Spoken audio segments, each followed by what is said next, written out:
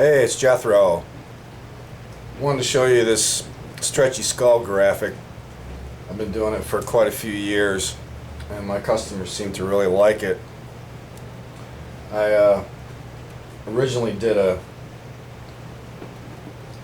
83 Mustang front to back with these stretchy skulls. And here's a photo of the engine compartment. It's to kind of give you an idea of what it looks like when you're done. And rather than do the whole process, this is really time consuming. I'm just going to show you how I do one skull. And what I've done here is I have these stencils that I cut out myself. I prefer using my own. If you'd rather go out and buy some, there's tons of them out there on the internet. But I put a couple pieces of tape on it, I held it up against the surface, and I just lightly sprayed candy blue around the edges. And then I take it off, and I have a slight misted image of it on there. And I'm probably going to have to keep moving from side to side so I don't obscure your view, but I just want to show you how I do this. Give it a shot. It's a really cool graphic. It works great on like motorcycle tanks because you can wrap it around guitars, cars, pretty much anything. And I'm using my Iwata Custom CS, which is my favorite because it has the big color cup. I don't have to fill it up as often. And I've got my air cap off, exposing my needle, which I wouldn't recommend to you that are just starting out because it's really easy to nick your needle and they're not cheap. So just be careful if you're going to do it. Fire up my compressor.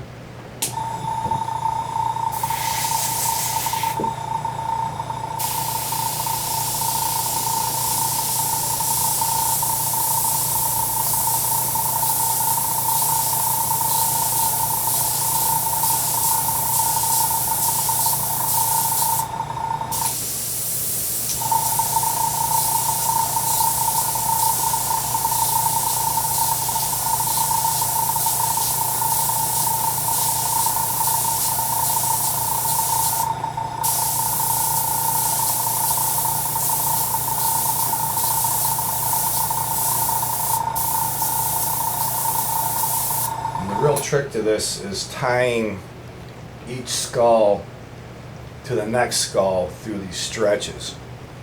And my stencils are all different sizes. It just looks better when you have bigger ones and smaller ones compared to all the same size. It looks a little bit too cookie cutter.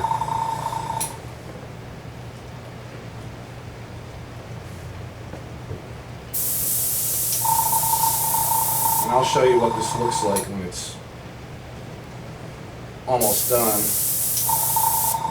I painted this silver so it's kind of reflective and it's probably a little hard to see right now on camera.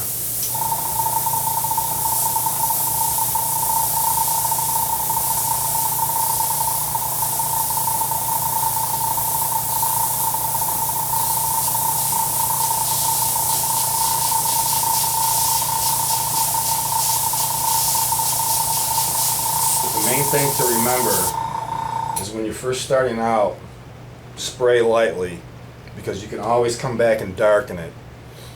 You don't want to just come in here and blast it with your paint. Start light and work loose.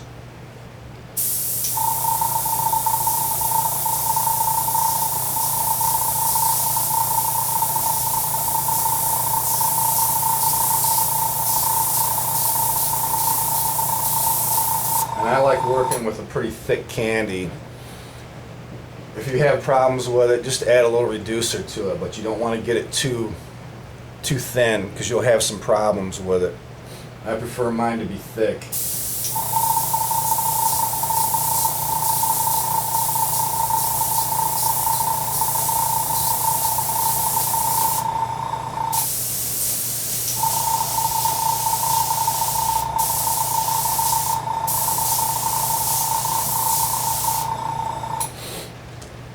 Over here on the other side.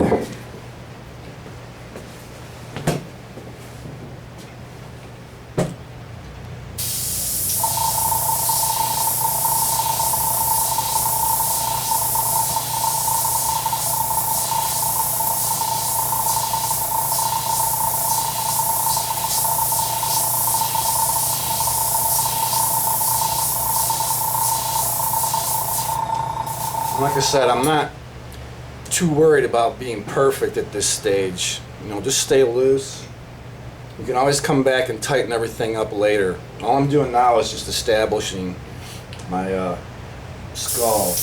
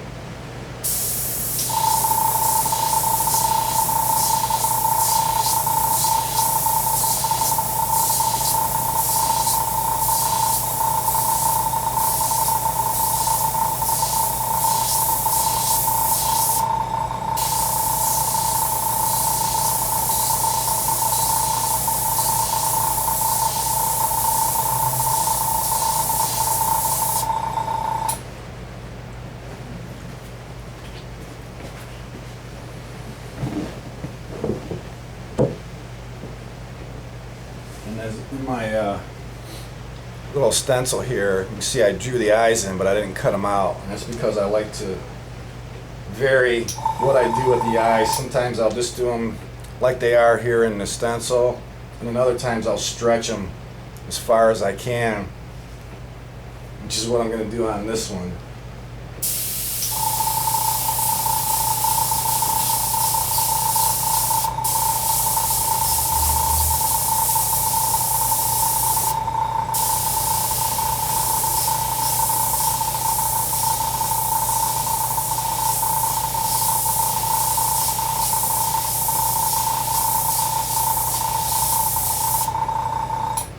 Kind of an awkward position I'm working in here. I'm not facing it head on like I normally would, just so I'm not blocking your view, so bear with me.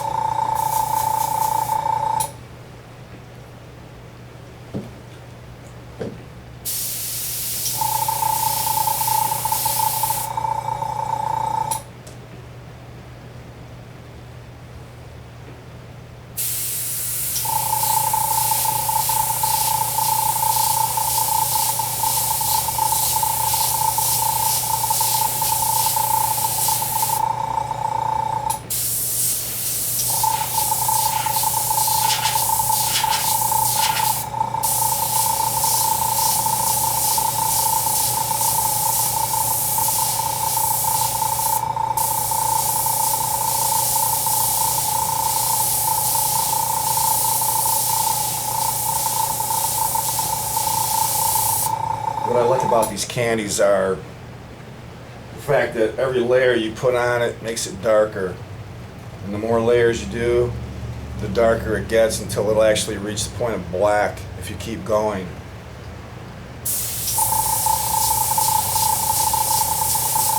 So there's really no point in even using black in this kind of graphic. What I usually do is I'll add just a little bit of black to the existing candy blue that I'm already using just to tint it rather than use straight black, because straight black can really muddy up a good graphic.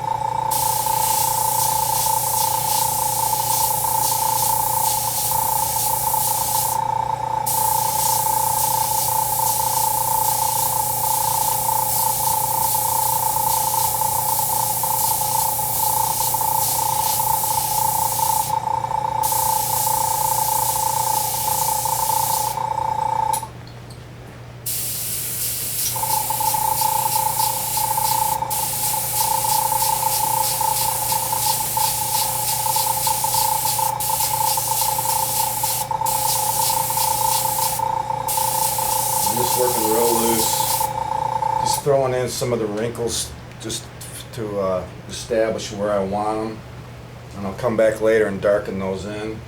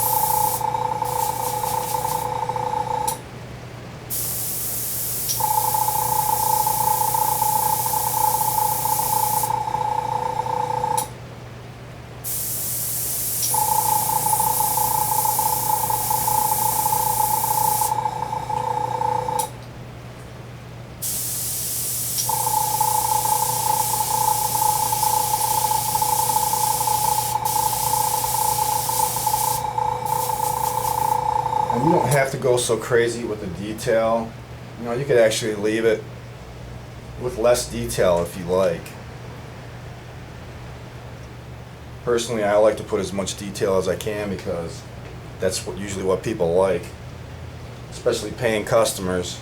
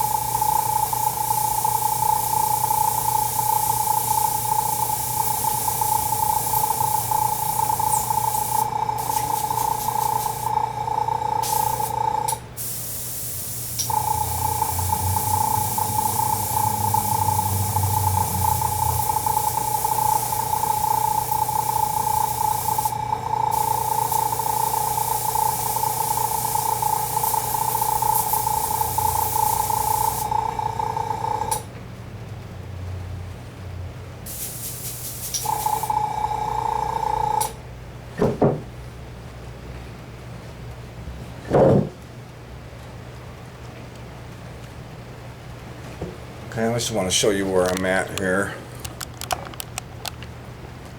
Get the camera steady here.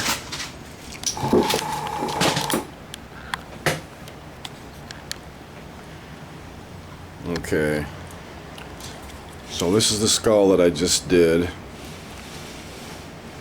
and see how I connected it